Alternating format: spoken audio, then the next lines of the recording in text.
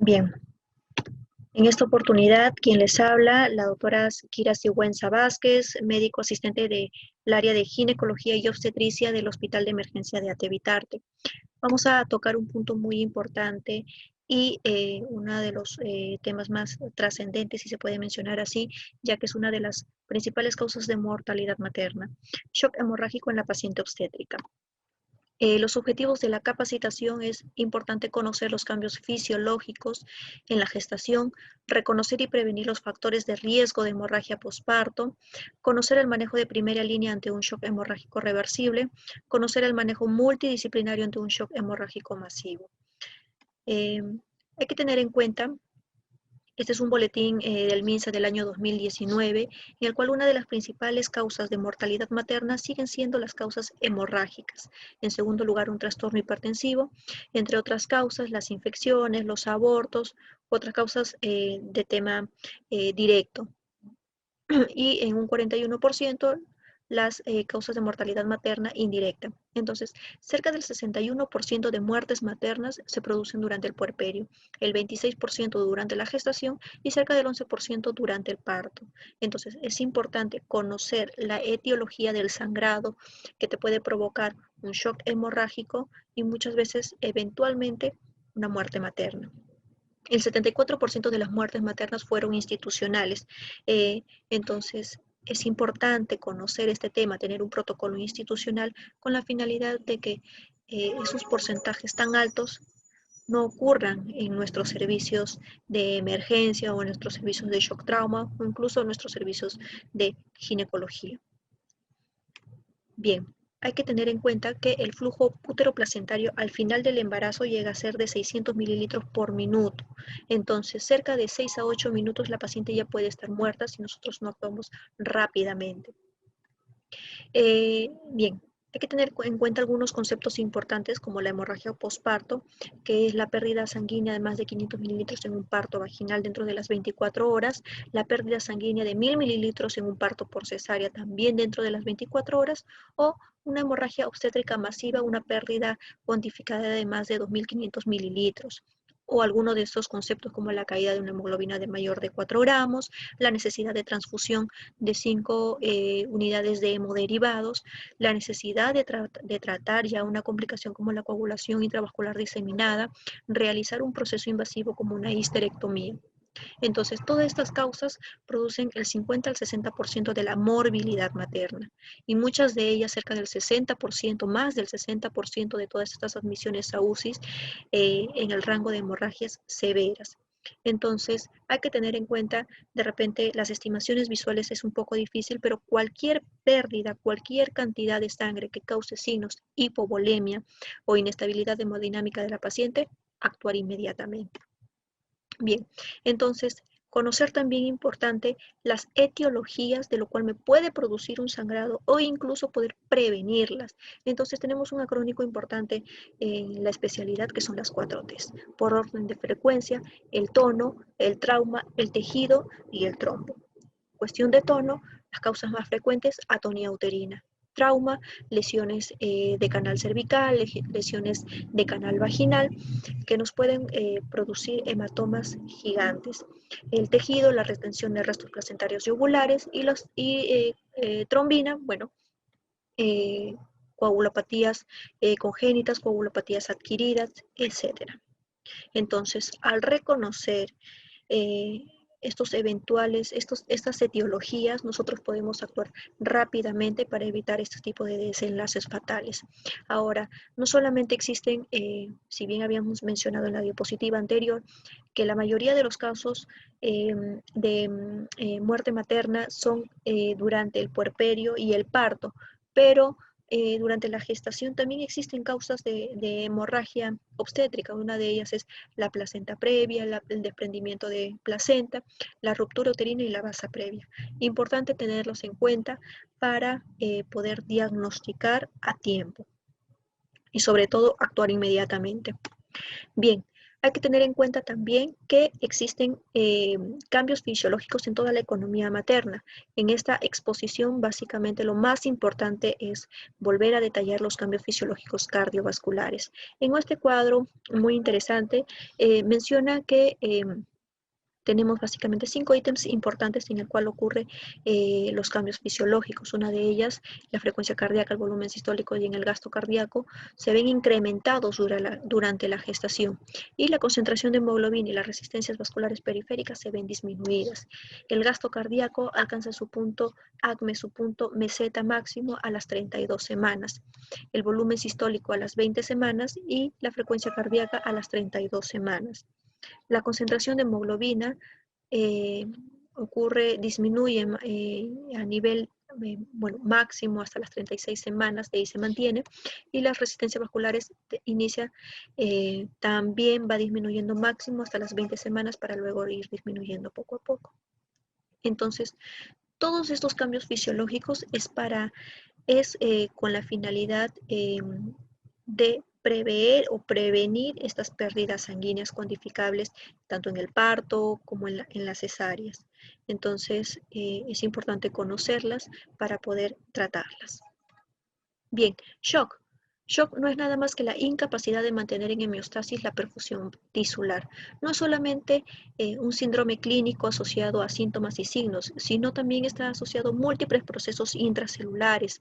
Hay que tener en cuenta que la existencia de una hipoperfusión tisular ocasiona un déficit de oxígeno en diferentes órganos y sistemas, finalmente. Entonces, la hipoperfusión tisular hace que ocurra un metabolismo celular anaerobio, con aumento de la producción de lactato y por ende acidosis metabólicas. Si esta situación se prolonga en el tiempo, hay múltiples eventos intracelulares que ocurren, como disminución del ATP, el daño mitocondrial, la entrada de calcio, el daño de las membranas, activación de enzimas, muerte celular. Ahora, el shock, después de ser una disfunción celular, también ocurre una disfunción energética celular, que es agotamiento de los depósitos celulares energéticos.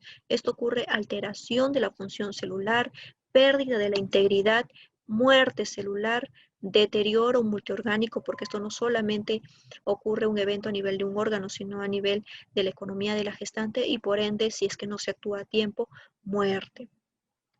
Entonces, al ocurrir esto, ocurre una disfunción multiorgánica. Entonces, ¿cuál es la fisiopatología en realidad de un shock eventualmente, en este caso, hemorrágico en la paciente obstétrica? Fácilmente, cuando ocurre una pérdida sanguínea cuantificable, una pérdida sanguínea considerable, ocurre una falla cardíaca que se produce por agotamiento, por disminución de la volemia, por isquemia de las células miocárdicas. Esto hace que haya una hipotensión, una anoxia celular y por ende shock. Shock a nivel renal, shock a nivel pulmonar, shock a nivel gastrointestinal. ¿Por qué? Porque disminuye el flujo de los órganos no diana. ¿Para qué? Para mantener el flujo sanguíneo, la perfusión tisular a nivel del cerebro y a nivel del corazón, que son los órganos más importantes. Entonces, al ocurrir esto, mejor dicho, al ocurrir que hay una disfunción multiorgánica a nivel de la economía de la paciente, muchas veces estos procesos pueden llegar a muerte. Bien, existen 3 fases importantes en la fisiopatología del shock hemorrágico y una de ellas es la fase de shock compensado, que es la etapa inicial. ¿En qué consiste? En preservar las funciones de órganos vitales, es decir, el corazón y el cerebro. ¿Mediante qué mecanismos?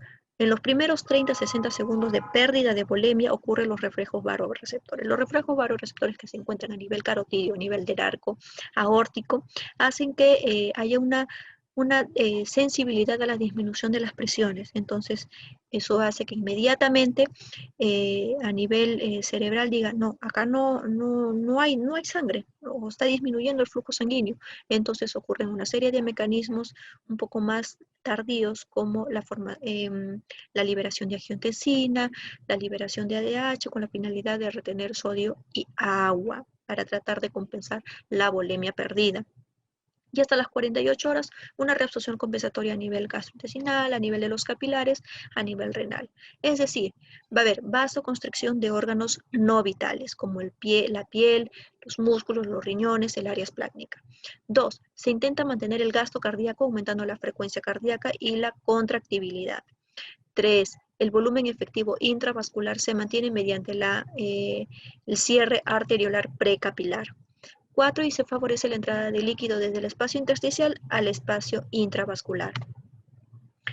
Todo esto nosotros lo vamos a verificar cómo, con la desaparición progresiva de las venas del dorso de las manos y de los pies, la frialdad y la palidez cutánea, la sequedad de las mucosas, taquicardia, taquimia, debilidad muscular, oliguria, trastorno del accesorio, y la presión puede estar dentro de los límites normales.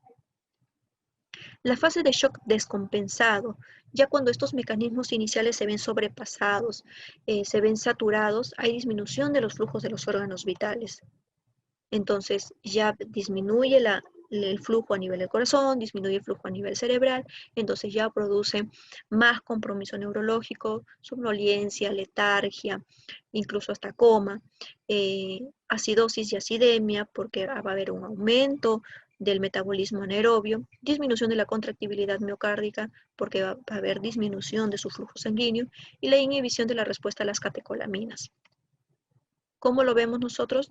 Cianosis, hipotensión y taquicardia, taquimia, deterioro del estado neurológico, pulsos periféricos débiles, el llenado capilar mayor de 3 segundos, oliguria y anuria, acidosis metabólica progresiva, arritmias y alteraciones isquémicas en el electrocardiograma.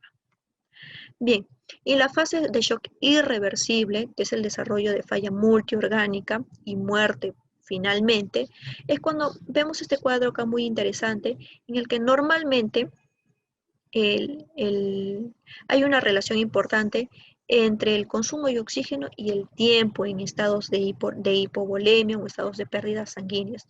Cuando ocurre una pérdida sanguínea, si nosotros actuamos rápidamente, hay una recuperación total posible. Si nosotros nos demoramos, la recuperación sigue siendo parcial, pero cuando nos demoramos en el tiempo en actuar, hay un shock refractario. A mayor tiempo, mayor hipoperfusión tisular, mayor déficit de oxígeno. Esto significa síndrome de falla multiorgánica y por ende muerte. Bien, ¿qué ocurre a nivel celular? El fracaso de la constricción de los músculos lisos por muerte de células vasculares, una inadecuada extracción de oxígenos por los tejidos, vasodilatación por incremento de las prostaglandinas. ¿Qué mecanismos? Activación de los canales ATP sensibles a potasio, activación del óxido nítrico sintetasa y la deficiencia de vasopresina. Bien. Entonces, nosotros tenemos que tener en cuenta cuánto es la cuantificación sanguínea, la cuantificación de pérdidas sanguíneas en nuestra paciente. Más o menos existe un aproximado de pérdidas sanguíneas a nivel de cuántas gasas se van empapando, se van ensuciando. Entonces, una gasa más o menos de 4x4 tiene un volumen aproximado de pérdida de 10 mililitros. Una gasa de 10x10 saturado o empapada de 60 mililitros. Una compresa quirúrgica de 45x45 saturada, más o menos de 75 mililitros. Cuando ésta se encuentra goteando 100 mililitros, cuando existe un apósito de 45x45 empapado de 350, y así sucesivamente, más o menos hacen una cuantificación referencial. Entonces hay que tener en cuenta que visualmente la cuantificación del volumen de hemorragia, cerca hay un dato erróneo del 30%, así que hay que guiarnos por estas especificaciones. Bien, hay que saber, conocer de que la estimación de pérdida sanguínea no es solamente a través de pérdida de glóbulos rojos, sino también es plasma, es volumen. Entonces, cuando no se reemplazan el volumen durante la hemorragia, la concentración de hemoglobina permanece constante. Entonces, ¿es la hemoglobina un indicador importante de pérdida de sangre? No, por esta misma razón, que al disminuir el volumen y al disminuir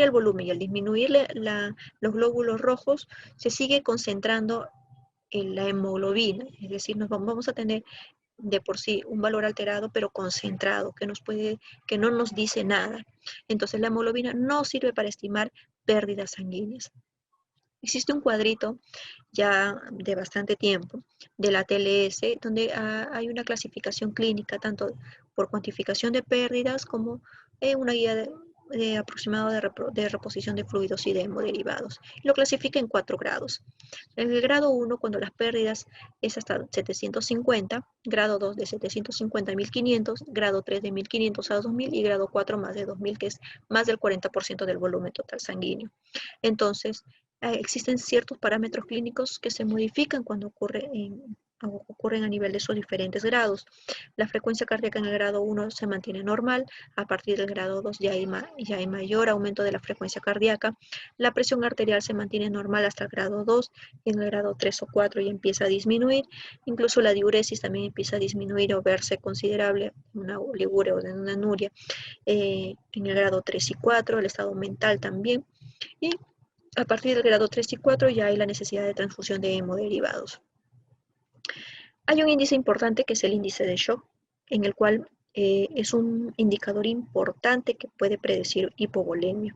Entonces, el índice de shock es una relación entre la frecuencia cardíaca y la presión arterial sistólica, en el cual ya se ha estudiado cuál es el valor importante que te puede predecir, y eso es cuando el índice de shock es más de 0.9. Cuando el índice de shock es más de 0.9 te puede predecir volemia, es un marcador de severidad de injuria, aumenta la mortalidad. Está relacionado con acidosis, necesidad de transfusiones, mortalidad, trauma, shock hemorrágico, etc. Entonces, ¿cómo puedo yo relacionar el índice de shock o el valor de índice de shock con la cantidad de pérdida sanguínea que tiene? Existe este cuadrito, es que un índice de shock mayor de 0.9, que ya está a nivel de la clasificación de la clase 2 de un shock hemorrágico, vamos a ver de que se encuentra como les mencionaba, se encuentra en la clase 2, más de 0.9, 3 o 4, dependiendo de su valor. Entonces, le va diciendo de más o menos cuánto esta paciente ha perdido de sangre. Y eso hace que actuemos rápidamente, según establece las guías de reposición de volumen o de hemoderivados. Bien, hay otros marcadores globales de hipoperfusión, como la saturación venosa de oxígeno. Bueno, esos son indicadores ya más de área crítica.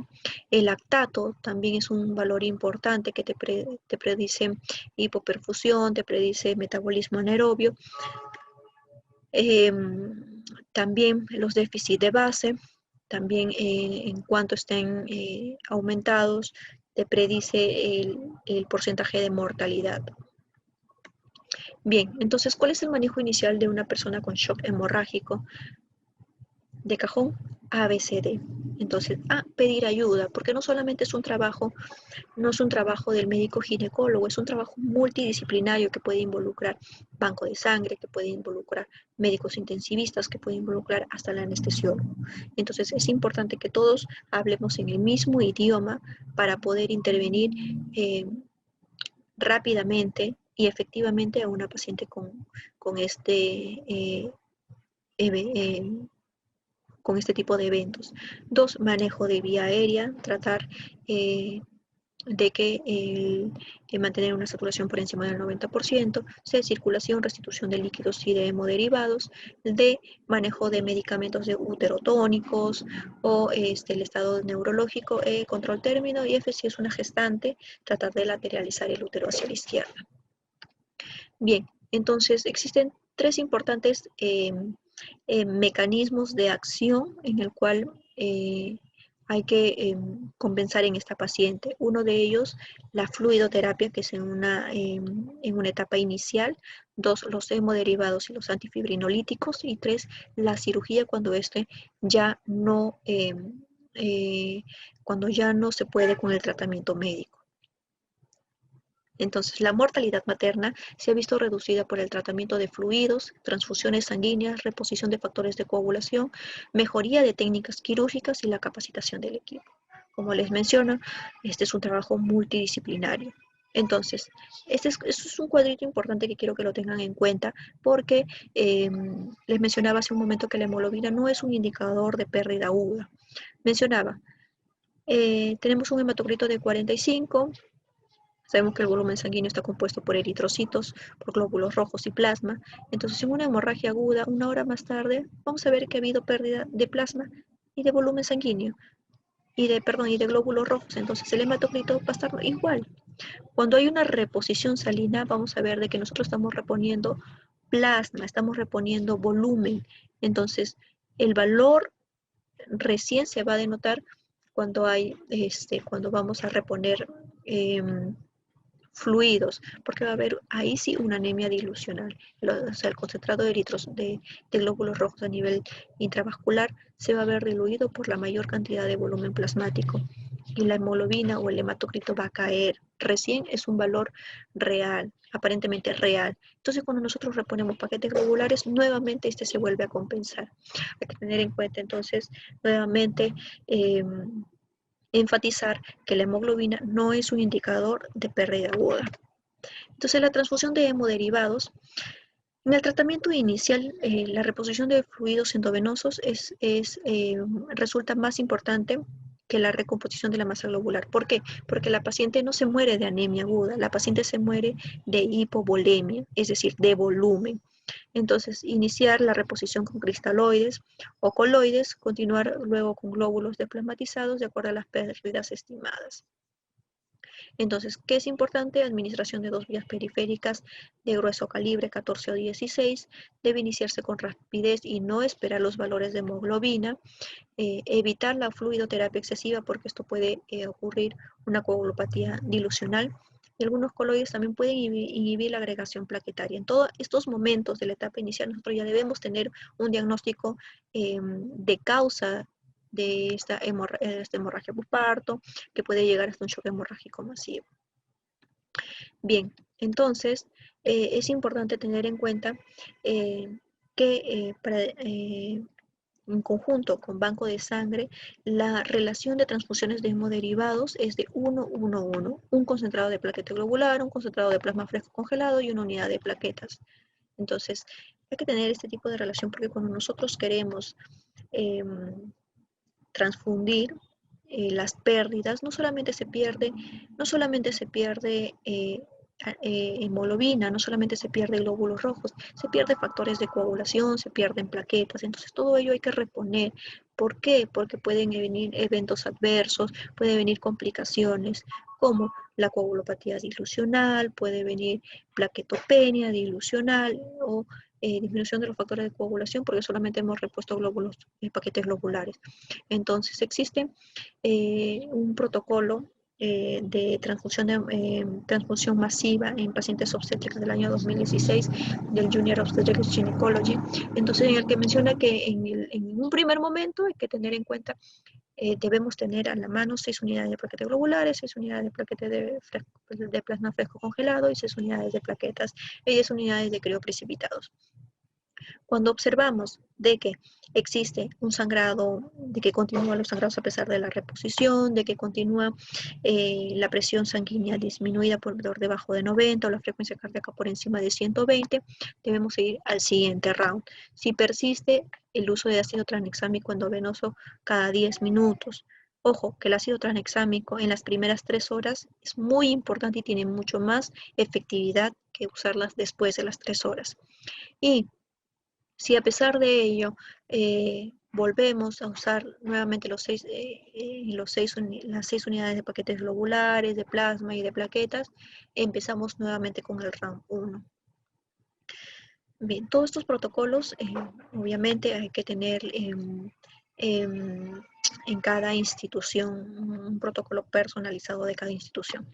Bien, entonces hay que tener en cuenta, como les mencionaba, de que la infusión de cristaloides, las transfusiones masivas tienen sus complicaciones, y una de ellas es la coagulopatía, los TRALI también. Entonces, existen ciertos parámetros en el cual, para evitar esto, existen datos laboratoriales como los trombocelastogramas, que generalmente están en las áreas críticas, con la finalidad de que ver qué factor yo tengo que transfundir y en la cantidad correcta. Bien, entonces Vemos que los plasmas frescos congelados son concentrados de fibrinógeno. No solamente aporta factores de coagulación, sino además sus inhibidores naturales en cantidades equivalentes. Eleva el 3% a nivel de los factores de coagulación, la dosis, una unidad por cada 10 kilogramos de peso. Los crioprecipitados contienen factor 8, fibrinógeno y factor 13, y el factor 8, bueno, como factor de von Willebrand. Las dosis de transfusión, una unidad por cada 10 kilogramos de peso. Y las plaquetas también a dosis de una unidad por cada 10 kilogramos de peso. El pool contiene 6 unidades y la féresis 6 unidades también.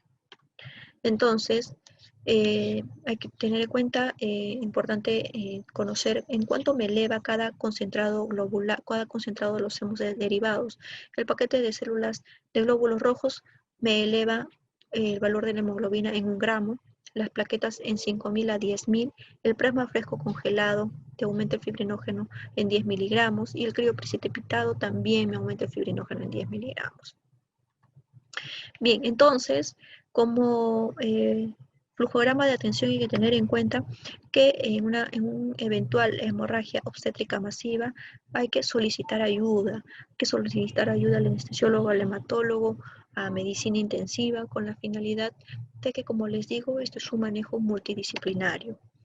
Reanimación inicial, ABC, oxígeno, control de hemorragia, acceso venoso 2 vías periféricas de 14 y 16, mientras el laboratorio va tomando las pruebas cruzadas, grupo sanguíneo y perfil de coagulación, la monitorización permanente y valorar el traslado a UCI o una radiología intervencionista, dependiendo de que en todo momento nosotros ya debemos tener en cuenta o diagnosticar cuál es la causa del sangrado. Ahora, la reposición de volumen y hemoterapia, fluidoterapias, hemoderivados, prohemostáticos. Los objetivos, tenemos objetivos clínicos y laboratoriales. Los objetivos laboratoriales de transfusión de ya sea fluidos o hemoderivados, tenemos que la hemoglobina como objetivo de 7 a 9, las plaquetas por encima de 50.000 y los valores de fibrinógeno mayor de 150, el INR, el TPTA menor de 1.5. Y los objetivos clínicos, el llenado capilar adecuado, pulsos periféricos palpables, buen estado de conciencia, temperatura mayor de 36, presión arterial mayor de 90 y un flujo urinario mayor de 0.5 mililitros por kilo por hora. Bien, eso es por un lado. 2, tenemos el tratamiento médico de este tipo de hemorragias cuando la causa es atonía. Tenemos el uso de oxitocina, misoprostol, ergometrina, carbetocina. Entonces hay que tener en cuenta, hay que saber cuáles son las dosis correctas. La oxitocina está 5 unidades endovenoso lento, o de 20 a 40 unidades en infusión. El misoprostol 800 miligramos sublingual. La ergometrina de 0.2 miligramos intramuscular y repetir cada 2 a 4 horas en un máximo de 5 dosis. Bien, existe otro es el tratamiento médico, el control de sangrado, está el masaje bimanual uterino, el taponamiento uterino con los catéteres de Barkey o el catéter de Sengstaken. Tenemos también la técnica SEA, importante cuando nos encontremos en una institución de primer nivel, que es el pinzamiento vaginal de las arterias uterinas. El tratamiento radiológico, que es la embolización de la arteria uterina con efectividad del 90%, pero con sus complicaciones también. La cirugía conservadora, como la ligadura de la arteria uterina, la triple ligadura de Surulnikov.